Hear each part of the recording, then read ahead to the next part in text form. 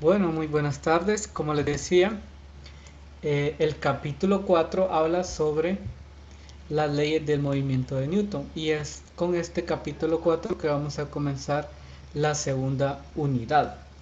Prácticamente este capítulo nos describe teóricamente cómo Newton descubrió sus leyes de movimiento y cuáles son sus representaciones matemáticas y físicas.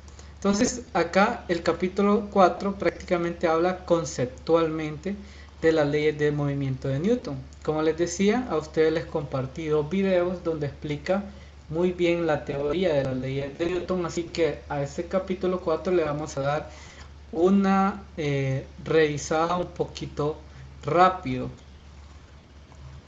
Entonces, hasta el momento habíamos estudiado eh, la cinemática de cuerpos para describir el movimiento en una, dos o tres dimensiones, ¿verdad? Pero sin embargo, nosotros no nos enfocamos en qué ocasionaba que los cuerpos se movieran. Por ejemplo, si ¿qué es lo que mueve a un carro? ¿Cuál es la fuerza que mueve a un auto? La fuerza del motor. O si yo estoy empujando un auto, ¿cuál es la fuerza que yo le estoy dando para que ese carro se pueda mover? Hasta el momento no habíamos estudiado cuáles eran esas causas del movimiento. Entonces, en este capítulo y el capítulo siguiente nos vamos a enfocar en la dinámica, que la dinámica es una relación entre la, la fuerza y el movimiento. Y uno de los primeros o el primero, mejor dicho, que se encargó de este estudio fue Isaac Newton en el siglo XVII. Y a estas leyes se le conocen como las leyes del movimiento de Newton. Entonces Newton no obtuvo matemáticamente estas leyes, sino que las dedujo con un sinnúmero de experimentos, también basados en los experimentos de otros científicos, ¿verdad? Especialmente por Galileo Galilei, que lo estudiamos con la caída libre, ¿verdad? Entonces, en las leyes de Newton son la base fundamental de la mecánica clásica, a veces llamada mecánica newtoniana. Entonces, vamos a ver acá cuál es el comportamiento de un cuerpo cuando se le aplica una fuerza. Vamos a ver cuál es la relación entre las fuerzas y las interacciones. Por ejemplo, acá en estos diagramas que tengo, si yo empujo un objeto o yo halo un objeto, le aplico un tirón, yo le estoy aplicando a ese objeto, le estoy aplicando una fuerza. Y la fuerza es una interacción entre dos objetos o entre un objeto y su entorno. Entonces, en este caso la fuerza sería la interacción de mi mano con el objeto que estoy empujando. Y en este otro caso sería la interacción de este objeto con una cuerda que está acá, ¿verdad? Que lo está alando. Una fuerza es una cantidad vectorial. La fuerza es un vector.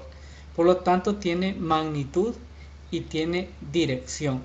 En este capítulo y en el siguiente vamos a estudiar diferentes tipos de fuerzas. Por ejemplo, la fuerza de contacto. Que la fuerza de contacto es la fuerza que existe directamente entre dos objetos. Como les decía, entre la mano y el objeto, entre la cuerda y este objeto. También tenemos la fuerza normal. Por ejemplo, si un objeto está descansando en una superficie, la superficie le está ejerciendo una fuerza a ese objeto. Entonces, ese tipo de contacto, de fuerza de contacto entre estos dos objetos, le vamos a llamar fuerza normal. Y la fuerza normal siempre va a ser perpendicular a la superficie donde descansa el objeto. Entonces, acá tengo una superficie horizontal, acá tengo una superficie inclinada. si ven, si la superficie es inclinada, este vector va a cambiar de dirección. Por lo tanto, que siempre este vector de la fuerza normal va a ser siempre perpendicular a la superficie. También vamos a platicar sobre fuerza de tensión, que la fuerza de tensión es la fuerza asociada a una cuerda o ya sea a una cadena. Nosotros vamos a llamarle fuerza de tensión, que es la fuerza encargada de, por ejemplo, en este caso, de darle un tirón a esta caja. También vamos a estudiar la fuerza de fricción, que la fuerza de fricción también es un vector. Y en este caso la fuerza de fricción siempre apunta en la dirección contraria al movimiento. Por ejemplo, si yo tengo esta caja aquí y si esta caja se está moviendo hacia la derecha, la fuerza de fricción va a apuntar hacia la izquierda. Y acá yo también voy a tener la fuerza normal, ¿verdad? Entonces en este caso yo tengo dos fuerzas que están interactuando con este objeto. Y por aquí, ¿verdad? La fuerza de tensión, que es la fuerza de un tirón ejercida sobre un objeto por una cuerda.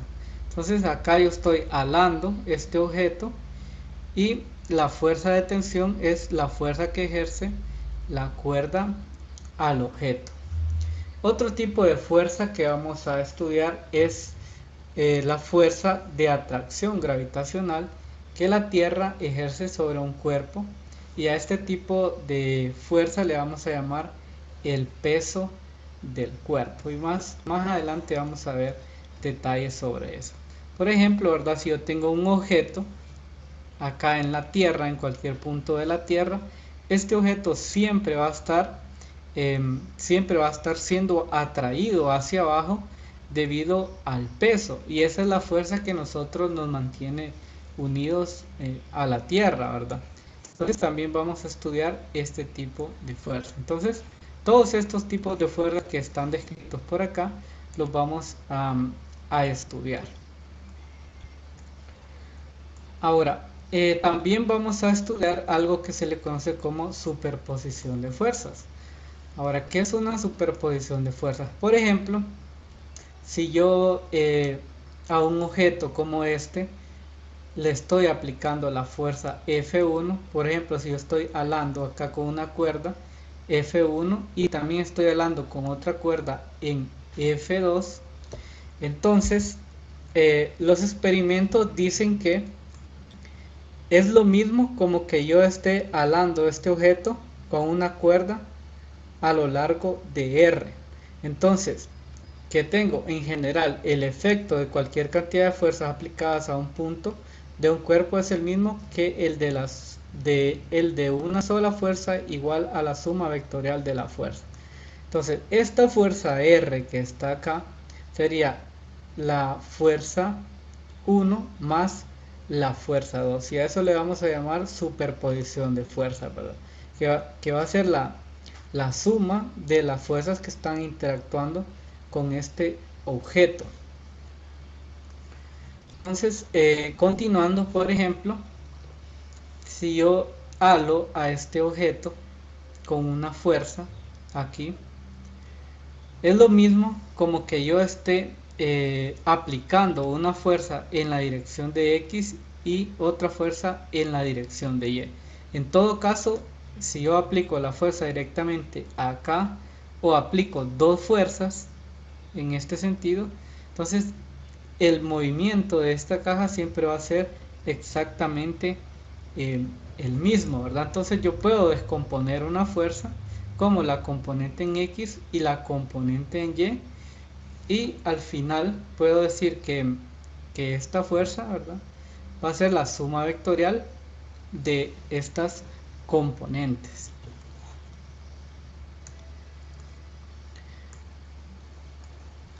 A este vector R mayúscula le vamos a llamar fuerza neta, que en síntesis es la sumatoria de todas las fuerzas que están interactuando con algún objeto, ¿verdad? Entonces lo denotamos de esta forma, sumatoria de todas las fuerzas del vector fuerza.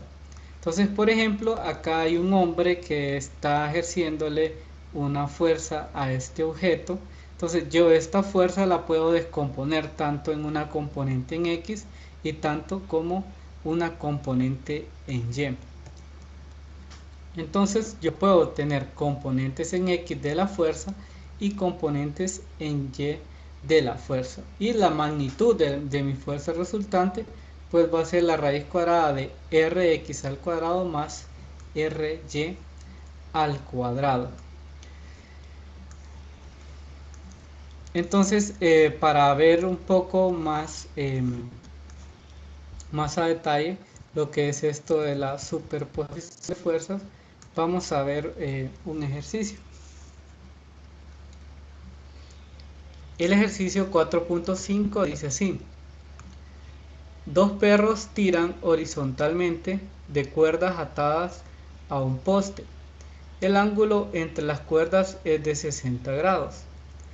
Si el perro A ejerce una fuerza de 270 newton y B 300 newton, calcule la magnitud de la fuerza resultante y el ángulo que forma con respecto a la cuerda del perro A. Entonces, la fuerza, ¿verdad?, tiene unidades de newton. Ya lo vamos a definir también un poquito más adelante, que es exactamente un newton. Entonces, ¿qué es lo que tenemos? Yo voy a tener una vista superior. Por ejemplo, yo tengo acá un poste. Entonces dice que dos perros estiran horizontalmente cuerdas atadas a un poste. El ángulo entre las cuerdas es de 60 grados. Entonces, por ejemplo, yo voy a poner una cuerda en mi eje X y voy a poner otra cuerda más o menos, dice, a 60 grados, ¿verdad? De la primera cuerda. Entonces la voy a colocar más o menos por acá. Y aquí van a ver 60 grados. Entonces a esta le voy a colocar la fuerza que le está ejerciendo el perro A. Y esta es la fuerza que está ejerciendo el perro B. Entonces este es un poste, ¿verdad? Visto desde la vista superior. Y acá un perro está ejerciendo una fuerza en este sentido y el otro en este sentido. Entonces yo voy a colocar mis ejes coordenados exactamente acá. Yo voy a decir que donde está aplicando la fuerza el perro A va a ser mi eje X y por acá voy a tener mi eje Y. Entonces, ¿qué es lo que yo voy a tener? Dice que θ, o sea el ángulo entre estos dos vectores, es igual a 60 grados. θ es igual a 60 grados. El perro A ejerce una fuerza de 270 newton. La fuerza debido al perro A son 270 newton. Y el perro B ejerce una fuerza de 300 newton. Entonces, si se fijan, con este poste están interactuando dos fuerzas. Entonces, ¿qué es lo que yo voy a hacer? Dice, calcule la magnitud de la fuerza resultante y el ángulo que forma con respecto al perro A. Entonces, la fuerza resultante va a ser un vector, la magnitud de un vector R. Y el ángulo que forma con respecto a la cuerda del perro A, pues ya vamos a ver cuál sería ese ángulo, ¿verdad? Entonces lo primero que yo voy a hacer va a ser descomponer estas fuerzas tanto en componentes en X como componentes en Y. Por ejemplo, la fuerza que ejerce el perro A ya está totalmente en el eje X. Entonces la fuerza que me ejerce el perro A la voy a colocar FA sub X porque está directamente en el eje X. Ahora, la fuerza que me está ejerciendo el perro B no está ni en X ni en Y. Entonces lo que yo tengo que hacer es obtener las componentes en X y en Y de esta fuerza. Por ejemplo, vamos a dibujarla acá de nuevo.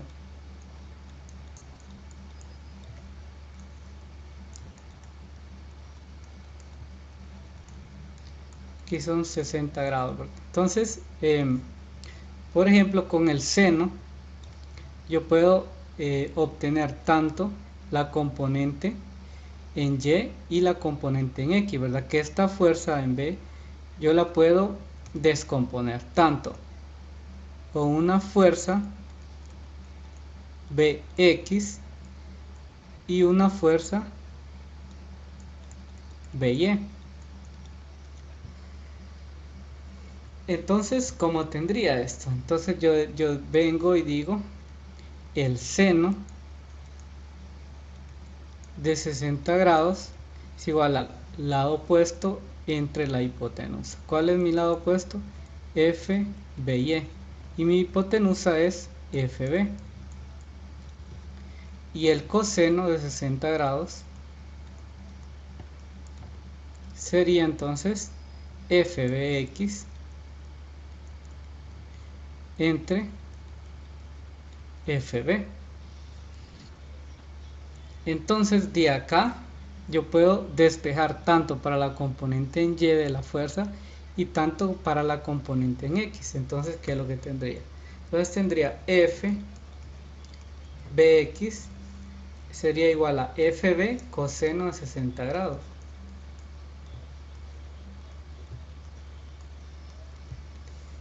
FBY, FB seno de 60 grados.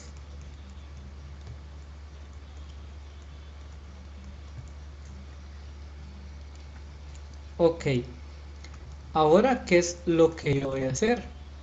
Pues ahora yo lo que voy a hacer es que voy a hacer la sumatoria de fuerzas, tanto las que van en X como las que van en Y. Entonces yo tengo lo siguiente. Entonces yo tengo lo siguiente. Entonces voy a hacer la sumatoria de fuerzas en X. O sea, las fuerzas que tienen dirección X. Entonces sería FAX más FBX. ¿Cuánto es FAX? 270 newton. Más FBX. FB ya lo tengo por acá y son 300 newton. Entonces sería 300 newton coseno de 60.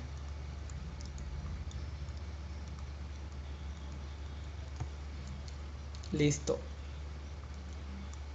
Y esto me daría un valor. Vamos a ver. En la calculadora me da que ese valor es de 420 newton.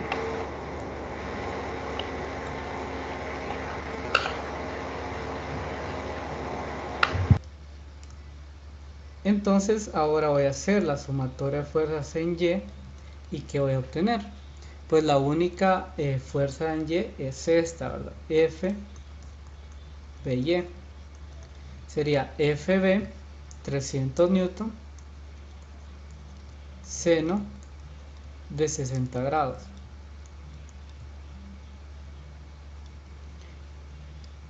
En la calculadora me da que esto es igual a 260 newton. Listo, entonces ahora ya tengo yo cuál es la sumatoria de fuerzas en X y la sumatoria de fuerzas en Y. Ahora, una vez que tengo esto, vimos que la sumatoria de fuerzas en X es igual a Rx, o sea, la fuerza neta resultante en X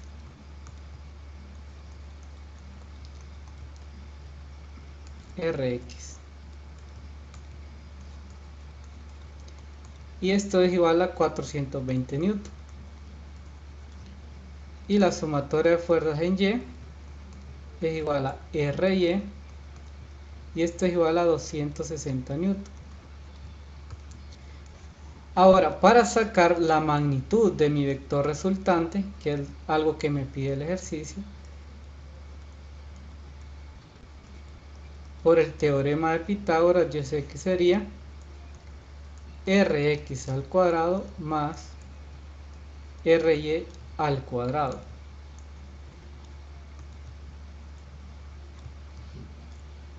Entonces, eso a mí me da que es igual a 420 newton al cuadrado más 260 newton al cuadrado. Metiendo a la calculadora, eso me da que es 494 newton. Entonces, esa sería la magnitud de mi vector resultante. Ahora yo quiero saber cuál es el ángulo entre el vector de la fuerza A con la fuerza resultante, ¿verdad? Porque yo tengo algo así, ¿verdad? Yo tengo, por ejemplo, yo tengo acá FAX, por acá teníamos FB, por acá yo tenía un ángulo teta, ¿verdad? Ahora, pero si yo obtengo la suma de estos dos vectores, yo voy a obtener un vector resultante, que este sería mi vector R. Ahora, yo ya saqué cuál es la magnitud de este vector R, ¿verdad? Que son 494 newton, que es, pues, qué tan largo es este vector, ¿verdad? Ahora yo quiero saber, por ejemplo, este ángulo que está por acá. Este ángulo que está por ahí. Entonces, ¿cómo podría sacar ese ángulo? Pues fácil, yo ya tengo tanto la componente en X de este vector y la componente en Y. Entonces, ¿qué es lo que yo tengo, verdad? Entonces tengo la componente en X de ese vector R y la componente en Y. Entonces este sería RY y este sería Rx. Entonces, si yo quiero obtener este ángulo, ¿qué voy a hacer? Yo digo que tangente de alfa es igual a Ry entre Rx. Es cateto opuesto entre cateto adyacente. Entonces, sacando tangente inversa, tendría que alfa es tangente inversa de acá es Rx entre Rx.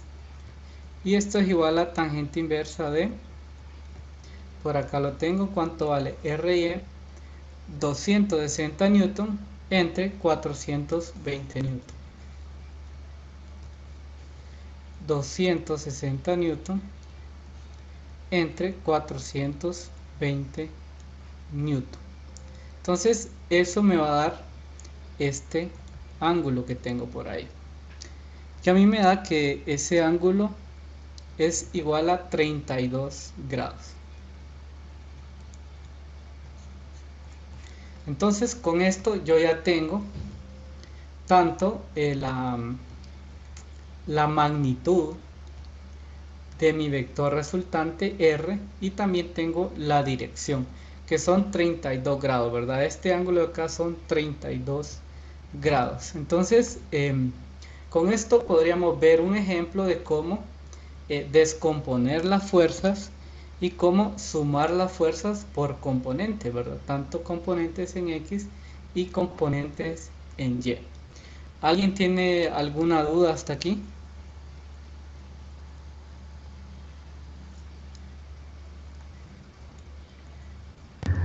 No, profesor, ninguna. Bueno, excelente. Entonces, con respecto a la superposición de fuerzas, tenía este ejercicio. Ahora vamos a hablar un poco rápidamente sobre la primera ley de Newton. Que en síntesis, la primera ley de Newton la podemos ver con un ejemplo. Por ejemplo, acá si yo tengo un disco y yo muevo ese disco en una mesa cualquiera, entonces si yo lo empujo, ¿verdad? Ese disco rápidamente, en poco tiempo, se va a detener. Pero ahora, ¿qué pasa si yo ese mismo disco lo empujo en una mesa pero de hielo? Entonces vamos a ver que la distancia que recorre el disco va a ser aún mayor. Ahora, ¿qué pasa si yo empujo ese disco en una mesa de hockey? El disco se va a deslizar aún más lejos. Entonces, ¿qué podemos decir de esto? Lo que a mí me tiende a parar este disco es una fuerza. Y en este caso le llamamos fuerza de fricción, que es la fricción que existe entre la superficie y el disco, ¿verdad? Y si se fijan, entre menos es la fricción entre la superficie y el disco, más va a recorrer el disco. Por lo tanto, una vez que nosotros ponemos en movimiento un objeto, no es necesaria una fuerza para que el objeto se siga moviendo indefinidamente o para tenerlo en movimiento. Entonces, a esa observación que hizo Newton se le conoce como primera ley de Newton, donde tengo que, dice, primera ley de Newton, un cuerpo sobre el que no actúa una fuerza neta se mueve con velocidad constante que puede ser cero y aceleración cero. Entonces, ¿qué pasa? Cuando yo dejo de aplicarle una fuerza a este objeto, el objeto se va a seguir moviendo indefinidamente si no hay fricción con una velocidad constante.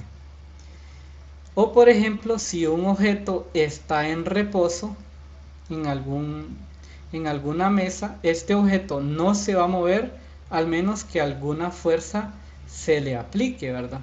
Entonces, eso es lo que me dice la primera ley de Newton. Y la primera ley de Newton, pues la podríamos ver o, o podríamos poner un caso de los objetos que están en el espacio. Por ejemplo, un objeto que está en el espacio y que no está interactuando con ningún tipo de fuerza, esos objetos pueden estar en reposo o se pueden estar moviendo a una velocidad constante. Por ejemplo, una nave espacial en, allá en el espacio es bien fácil hacer que se mueva porque solo necesita un, una fuerza para que la nave se siga moviendo indefinidamente con una velocidad constante, ¿verdad? Porque no hay ninguna otra fuerza que la frene, a menos que choque con algo, ¿verdad? Entonces, a esa tendencia de un cuerpo a seguir moviéndose, le llamamos como inercia. Inercia entonces se le conoce, ¿verdad? Como a la tendencia de que un cuerpo se siga moviendo una vez que nosotros le dejamos de aplicar una fuerza. Por ejemplo, yo tengo por acá un disco de hockey, por acá, y si yo le aplico una fuerza hacia la derecha a este disco de hockey con un palo de hockey, entonces esto va a acelerar hacia la derecha. Pero, ¿qué va a pasar si yo a este objeto le aplico tanto una fuerza hacia la derecha de la misma magnitud, le aplico otra fuerza hacia la izquierda? Entonces este objeto pues no se va a mover, la aceleración de este objeto sería igual a cero, debido a que la sumatoria de fuerzas, si yo hago la sumatoria de fuerzas, a mí me va a dar igual a cero. Por lo tanto, este objeto, si no se estaba moviendo, su velocidad va a ser cero, o si se estaba moviendo este objeto, va a continuar moviéndose con una velocidad constante. Entonces, cuando decimos que un objeto tiene una velocidad igual a cero o velocidad constante, decimos que ese cuerpo se encuentra en equilibrio. Por lo tanto, cuando un cuerpo está en equilibrio, la sumatoria de fuerzas es igual a cero. Las componentes en X y en Y pues son igual a cero, ¿verdad? Ahora hay que tener en cuenta algo muy importante, que las leyes de Newton solo se cumple en marcos de referencia inerciales. Ahora, ¿qué quiere decir un marco de referencia inercial? Pues un marco de referencia inercial es un marco con una velocidad igual a cero o una velocidad constante. Para poner un ejemplo, vamos, vamos a ver esta imagen. Por ejemplo, si yo voy adentro de un tren y yo adentro del tren voy en patines, por ejemplo, voy en patines y el tren comienza a acelerar hacia adelante, entonces por la inercia yo me voy a empezar a mover hacia atrás. Entre mayor sea la velocidad del tren, yo me voy a ir moviendo, ¿verdad? Me voy a ir moviendo hacia atrás debido a la inercia. Entonces, ¿qué pasa? Aunque, aunque yo, aunque a mí no se me esté aplicando ninguna fuerza en este caso, entonces, pero ¿qué pasa? Yo me estoy moviendo.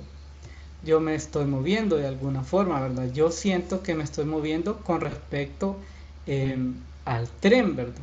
Con respecto al tren. Yo me trasladé de un lugar a otro y si ustedes ven, a mí ninguna fuerza me está ejerciendo ninguna fuerza sobre mí. Igual pasa en este otro caso, ¿verdad? Cuando un tren va frenando, entonces yo voy a tender a irme hacia adelante. Igualmente, ¿verdad?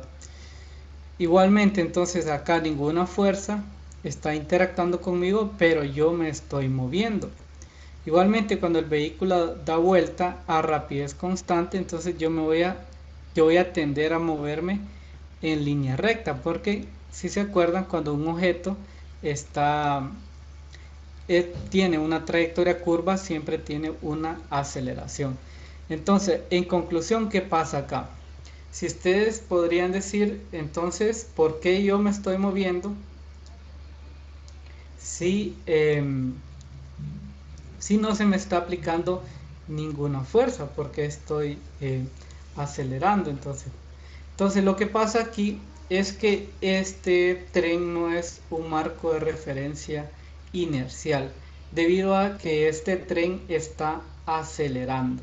Entonces, si para yo tener un marco de referencia inercial debe ser un marco donde eh, la velocidad es igual a cero o la velocidad es una constante, ¿verdad? Las leyes de Newton no podemos aplicarlas en marcos donde la aceleración, donde tienen aceleración, ¿verdad? Yo no puedo colocar mis ejes coordenados aquí en el tren debido a que las leyes de Newton acá no me funcionaría. Yo tendría que ver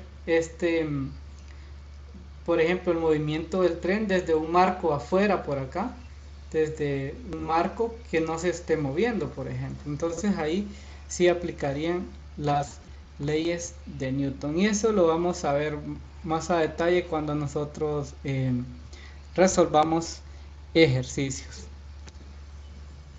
Con respecto a la segunda ley de Newton, ¿qué nos dice la segunda ley de Newton? Pues con muchos experimentos también se llegó a una conclusión. Por ejemplo, ¿verdad? Con respecto al disco, si no existe fricción entre la superficie y el disco, entonces decíamos que el disco se va a mover a velocidad constante, indefinidamente. Esa era la primera ley de Newton, donde la sumatoria de fuerzas es igual a cero y la aceleración es igual a 0. Pero ahora, ¿qué pasa si yo a este disco que se está moviendo a velocidad constante le comienzo a ejercer una fuerza hacia la derecha? Entonces, ¿qué va a pasar? Si yo le empiezo a ejercer una fuerza hacia la derecha, lo que va a pasar es que la velocidad con la que se mueve este disco va a ir aumentando, cada vez va a ir aumentando. Y si yo le aplico una fuerza constante, si se fijan, la magnitud de este vector de fuerza es constante, la aceleración con la que se mueve este objeto también va a ser constante y la velocidad va a ir aumentando.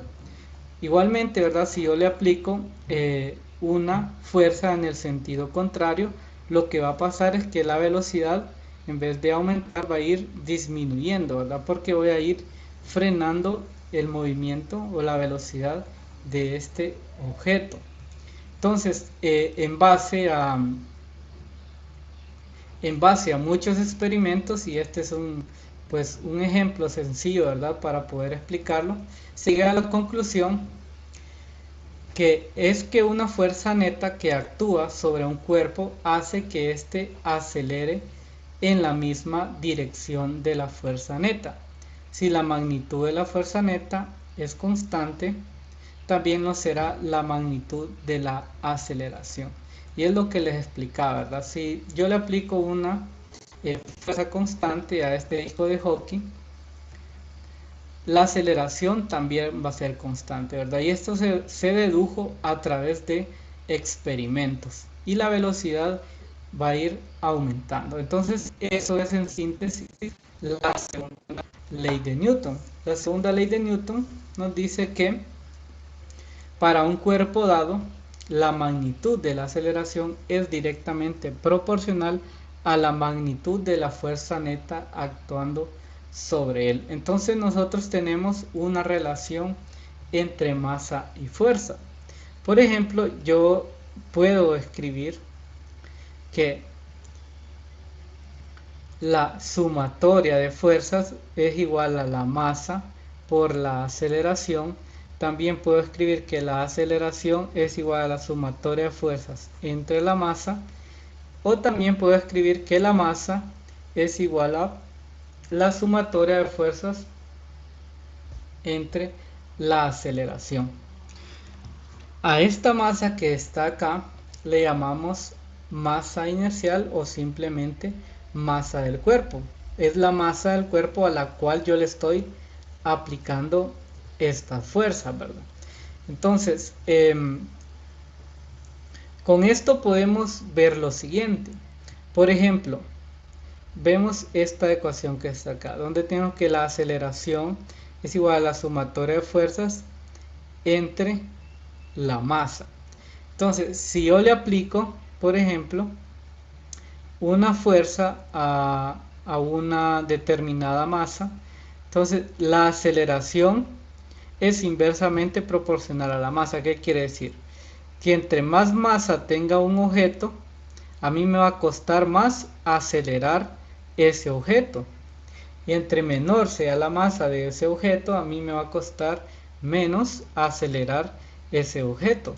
De eso podríamos ver de esta relación. Entonces, por acá podemos ver la definición de Newton, que dice: un newton es la cantidad de fuerza neta que proporciona una aceleración de 1 metro por segundo al cuadrado a un cuerpo con masa de 1 kilogramo. Eso sería por definición un newton, y vamos a ver cuáles serían las unidades que tiene. Entonces, la masa sería 1 kilogramo y la aceleración 1 metro por segundo cuadrado. Entonces, las unidades de Newton son kilogramos por metro sobre segundo cuadrado. Y esas serían las unidades, ¿verdad?, del Newton.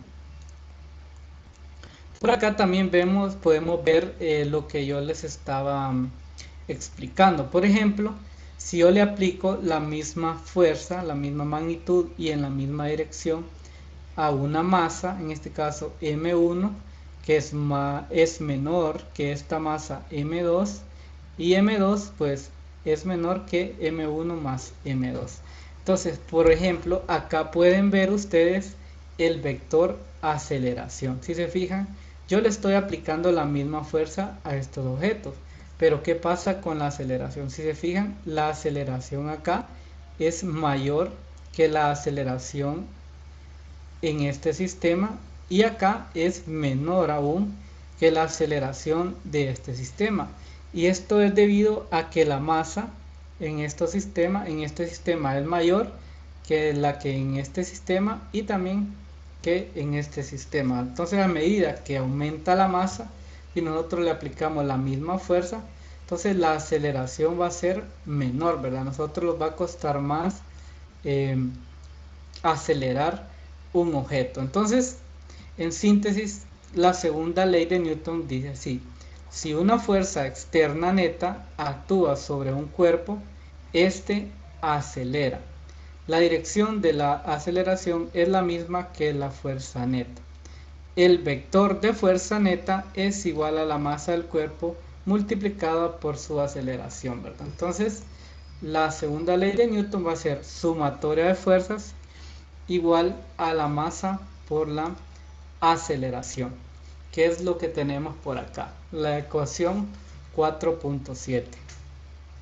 Sumatoria de fuerzas como vector, ¿verdad? Porque la fuerza es un vector, igual a la masa por la aceleración, que también la aceleración es un vector. Entonces, la segunda ley de Newton es una ley fundamental de la naturaleza que nos da una relación básica entre la fuerza y el movimiento. También nosotros podemos, como lo hicimos en el ejercicio, descomponer tanto las fuerzas en X y con la aceleración en X, la sumatoria de fuerzas en Y con la aceleración en Y, sumatoria de fuerzas en Z con la aceleración en Z, que normalmente esto es lo que nosotros vamos a ocupar para resolver ejercicios. Nos va a tocar descomponer las fuerzas tanto en X como en Y. Por acá nos da un ejemplo de la segunda ley de Newton. Por ejemplo, un carro que viene con cierta aceleración. Este carro es frenado por un poste. Entonces, ¿qué es lo que pasa? Debido a que la aceleración automáticamente cuando choca con este poste se reduce a cero, entonces por lo tanto el auto tiene que parar, ¿verdad? Más adelante vamos a ver en la clase, vamos a tratar este tipo de choques cuando hablemos de el momento lineal y cuando hablemos de energía. Vamos a estudiar este tipo de choques. Entonces vamos a ver qué más les puedo decir.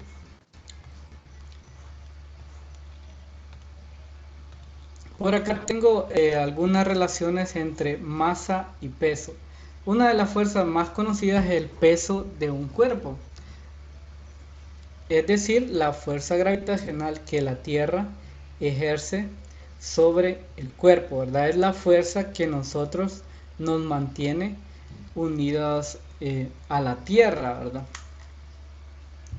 Entonces, la masa no es lo mismo que peso, ¿verdad? Que nosotros normalmente lo confundimos, ¿verdad? Porque nosotros a veces nos dicen, nos preguntan ¿cuánto pesa usted? Y si nosotros decimos, bueno, yo peso, por decir así, 60 kilogramos, pero eso es incorrecto, porque lo que nosotros estamos midiendo cuando nos colocamos en una báscula es el peso. Nosotros tenemos que decir yo peso tantos newtons, porque si nosotros decimos, si yo digo yo peso 60 kilogramos, los kilogramos no es una unidad de peso, sino que la unidad de peso son los newtons.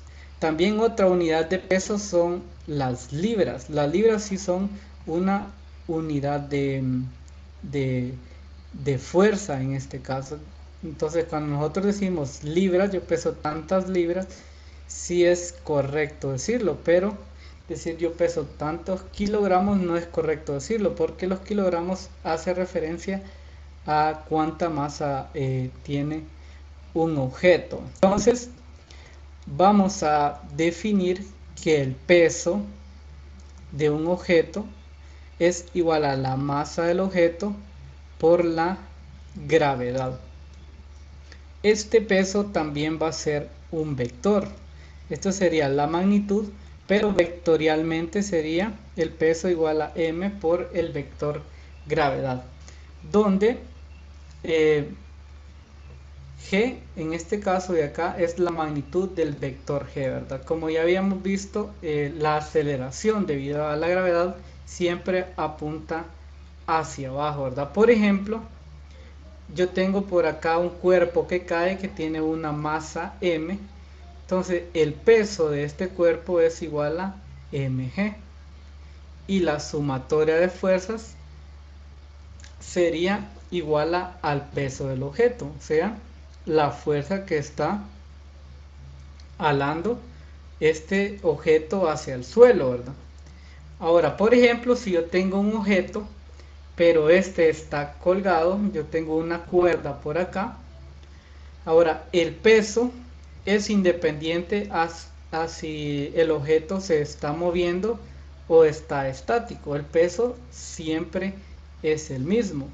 Entonces, por acá, si ustedes ven, la aceleración es igual a 0 porque este objeto no se está moviendo, pero el peso de este objeto, independientemente si se está moviendo hacia abajo o hacia arriba o está estático, siempre es el mismo. Y en este caso la sumatoria de fuerza sería igual a 0, ¿verdad? Porque la aceleración es igual a 0, por lo tanto acá tenemos un sistema estático. Para terminar, solo voy a hablar un poco de la variación de G con la ubicación, ¿verdad? Hasta el momento nosotros hemos considerado un valor de G estándar para cualquier punto en la Tierra. Sin embargo, este valor de G no es constante. El valor de G se dice que varía más o menos entre 9.78 y 9.82 metros sobre segundo al cuadrado, debido a que la Tierra no es perfectamente esférica por efectos de rotación y movimiento orbital. Como les decía también, no es lo mismo, ¿verdad?, que yo me pese a nivel del mar o que yo me pese, por ejemplo, en la cima del Monte Everest. Como les decía, esta variación que tenemos acá en el valor de G es debido a la altura también. Entonces, entre más alto esté yo, este valor de G va a ser menor. Pero para efectos del curso, nosotros siempre vamos a tomar G como una constante y vamos a decir que es igual a 9.8 metros sobre segundo al cuadrado. Y bueno, hasta aquí nos quedamos por el día de hoy porque ya se nos venció el tiempo. El día de mañana vamos a continuar viendo esta teoría del capítulo 4 y vamos a hacer uno o dos ejercicios. ¿Tienen alguna duda o comentario? ¿Sería el día de mañana o el viernes? Bueno, sería el día de mañana. Les tengo que subir el video, entonces no vamos a tener la clase en vivo, pero sí les voy a subir el video de lo que sigue.